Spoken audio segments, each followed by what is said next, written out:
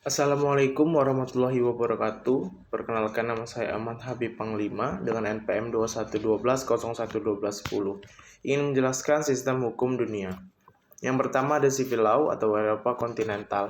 Sistem hukum civil law merupakan sebuah sistem hukum yang didasarkan pada seperangkat aturan hukum dan perundang-undangan yang tertulis secara rinci. Sistem hukum ini memiliki kelebihan dan kekurangan. Kelebihannya adalah sumber hukumnya berasal dari UU yang dibentuk atas kerjasama badan legislatif dan badan eksekutif, sehingga ada kerjasama atau komunikasi yang baik antara pemegang kekuasaan. Kekurangannya adalah sistem hukum ini bersifat tertulis, sehingga menjadikan sistem hukum ini tidak fleksibel dan semakin terlihat kaku. Yang kedua ada common law atau Anglo-Saxon. Sistem Anglo-Saxon adalah suatu sistem yang didasarkan pada jurisprudensi, yaitu keputusan-keputusan hakim terdahulu yang kemudian menjadi dasar keputusan hakim selanjutnya. Dalam konteks hukum yang ditangani bentuknya sama.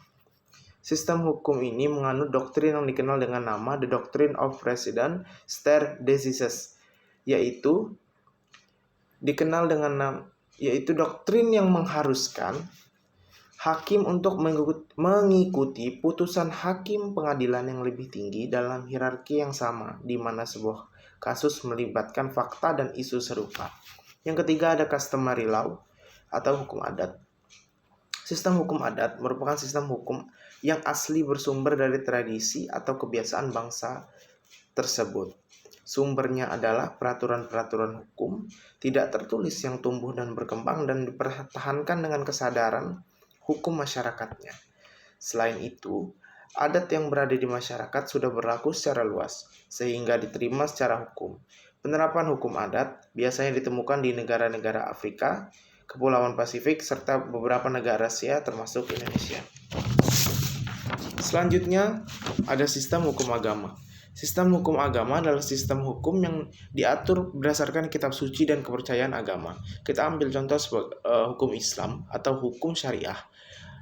Hukum Islam atau hukum syariah adalah suatu sistem hukum yang paling banyak diterapkan sebagai hukum agama. Ia mengatur kehidupan publik dan privat masyarakatnya. Sistem hukum Islam berasal dari negara Arab, kemudian berkembang di negara benua Afrika, Timur Tengah, Asia Selatan, dan juga di negara-negara dengan mayoritas Muslim terbanyak seperti Indonesia.